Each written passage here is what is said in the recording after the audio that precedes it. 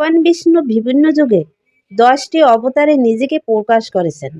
যেমন মৎস্য অবতার, কূর্ম অবতার, বরাহ অবতার, নৃসিংহ অবতার, বামন অবতার, পরশুরাম অবতার, রাম অবতার, বলরাম অবতার, বুদ্ধ অবতার এবং কল্কি অবতার। এই 10 অবতারের মধ্যে শ্রীকৃষ্ণের উল্লেখ নেই। এর কারণ হচ্ছে অন্যান্য অবতার ভগবানের অংশবিশেষ। শ্রীমদ্ ভাগবত পুরাণে বলা হয়েছে, কৃষ্ণস্তু ভগবান স্বয়ং, অর্থাৎ কৃষ্ণ নিজেই ভগবান। তাই 10 অবতারের মধ্যে শ্রীকৃষ্ণের উল্লেখ নেই। ভগবান বিষ্ণু 10 অবতারের পরিচয়। ভগবানের প্রথম অবতার মৎস্য অবতার। হাজার হাজার বৎসর আগে সত্যব্রত নামে এক ধার্মিক রাজা ছিলেন। তার রাজত্বকালে হঠাৎ পৃথিবীতে নানা রূপ অন্যায় অত্যাচার দেখা দেয়। রাজা তখন জগতের কল্যাণের জন্য ঈশ্বরের করুণা কামনা করেন। একদিন জলাশয়ে স্নানের সময় রাজা সত্যব্রতের নিকট একটি পুঁটি মাছ এসে প্রাণ ভিক্ষা চায়। রাজা কমণ্ডলিতে করে মাছটিকে বাড়ি নিয়ে এলেন। মাছটির আকারে ভীষণভাবে বাড়তে থাকে। তাকে পুকুর, সরোবর, নদী যেখানেই রাখা হয় সেখানেই আর ধরে না। রাজা ভাবলেন, ইনি নিশ্চয়ই নারায়ণ।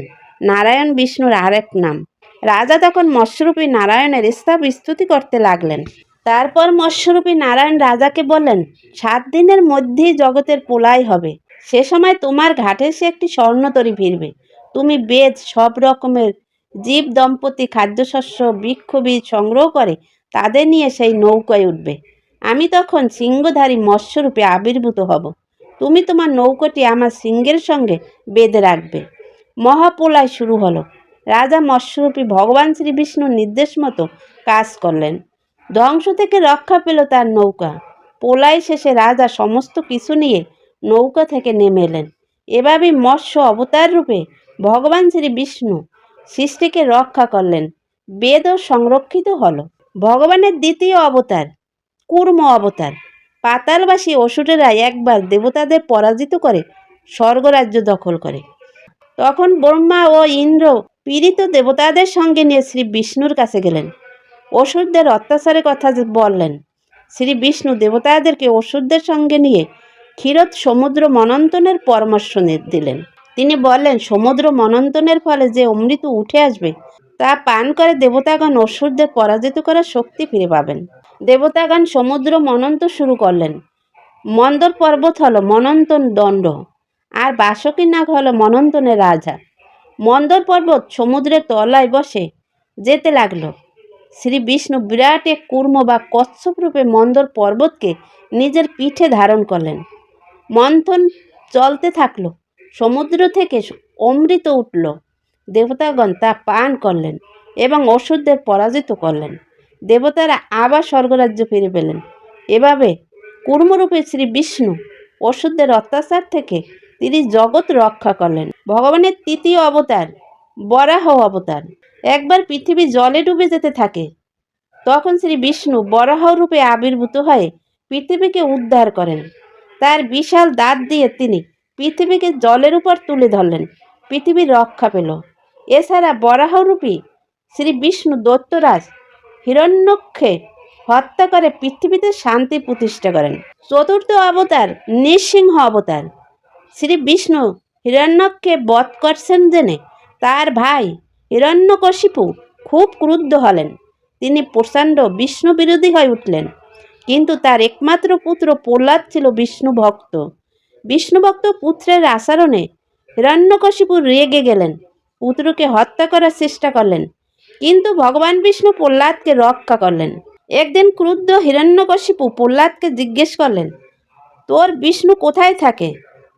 প্রহ্লাদ উত্তর দিল, ভগবান বিষ্ণু সর্বত্রই আছেন। হিরণ্যকশিপু, তোর বিষ্ণু কি এই স্তবের ভিতরেও আছেন? তখন প্রহ্লাদ বললেন, হ্যাঁ বাবা, তিনি এখানেও আছেন। হিরণ্যকশিপু পদাঘাতে সে স্তম্ভ ভেঙে ফেললেন।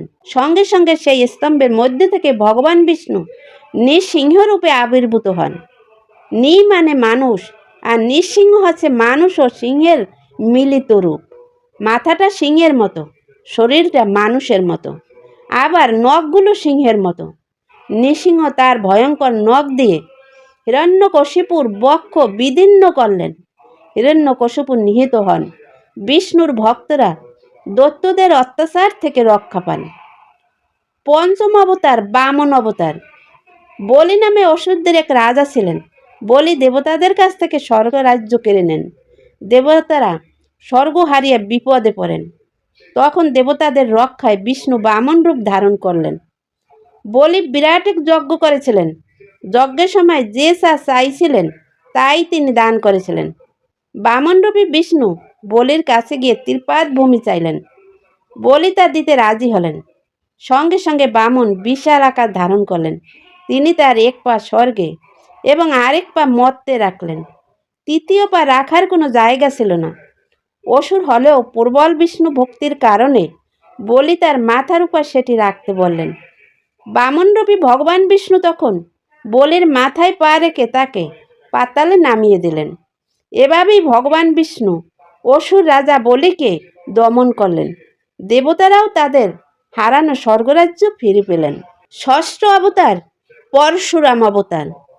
ত্রেতা যুগে এক সময় রাজা কার্তবীর্যের নেতৃত্বে ক্ষত্রিয়রা খুব অত্যাচারী হয়ে ওঠে। তখন সমাজের ধর্মভাব জাগাতে মহর্ষি ঋষিকে তপস্যা করেন। তপস্যায় তুষ্ট হয়ে ভগবান বিষ্ণু ঋষিকের পৌত্র এবং যমদগ্নির পুত্ররূপে জন্মগ্রহণ করেন। তার নাম ছিল ভৃগুরাম। ভৃগুরাম ছিলেন মহাদেবের উপাসক। মহাদেব তুষ্ট হয়ে তাকে দিলেন একটি পরশু। পরশু মানে কুঠার। এই পরশু হলো তার অস্ত্র। পরশু হাতে থাকায় তার নাম হলো পরশুরাম। পরশু হাতে থাকলে কেউ তাকে পরাজিত করতে পারে না। একদা ক্ষত্রিয় রাজা কার্তবীর্যের সঙ্গে পরশুরামের পিতা যমদগ্নির বিবাদ বেঁধে যায়। কার্তবীর্য ধ্যানমগ্ন যমদগ্নিকে হত্যা করেন। পরশুরাম পিতৃ হত্যার প্রতিশোধ নিতে ছুটে যান। কুঠারের আঘাতে তিনি কার্তবীর্যকে হত্যা করেন। পরশুরাম 21 বার অত্যাচারী ক্ষত্রিয়দের বিরুদ্ধে যুদ্ধ করে তাদের ধ্বংস করেন। পৃথিবীতে শান্তি ফিরে আসে, ধর্মের জয় হয়। সপ্তম অবতার রাম অবতার। ত্রেতা যুগে রাক্ষসরাজ রাবণ খুব শক্তিশালী হয়ে ওঠেন। তিনি দেবতাদের উপর অত্যাচার শুরু করেন। পৃথিবীতে অশান্তির সৃষ্টি হয়। তখন শ্রী বিষ্ণু রাজা দশরথের পুত্ররূপে রাম নামে আবির্ভূত হন। তিনি পিতৃসত্য পালনের জন্য স্ত্রী সীতা ও ভাই লক্ষ্মণকে নিয়ে বনবাসে যান। বন থেকে রাবণ সীতাকে হরণ করেন। রাম ও রাবণের মধ্যে ভীষণ যুদ্ধ হয়। যুদ্ধে রাবণ সর্বাংশে নিহত হন। রাম সীতাকে উদ্ধার করে নিজ রাজ্যে ফিরে আসেন।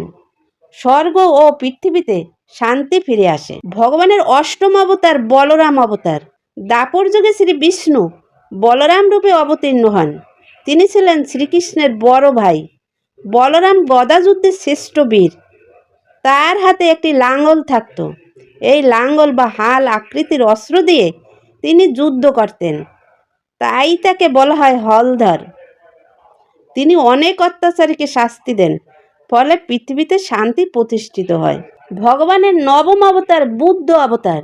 খ্রিস্টপূর্ব 6ষ্ঠ শতকে মানুষের মধ্যে থেকে হিংসা নীচতা দূর করতে শ্রী বিষ্ণু রাজা শুদ্ধোধনের পুত্ররূপে জন্মগ্রহণ করেন।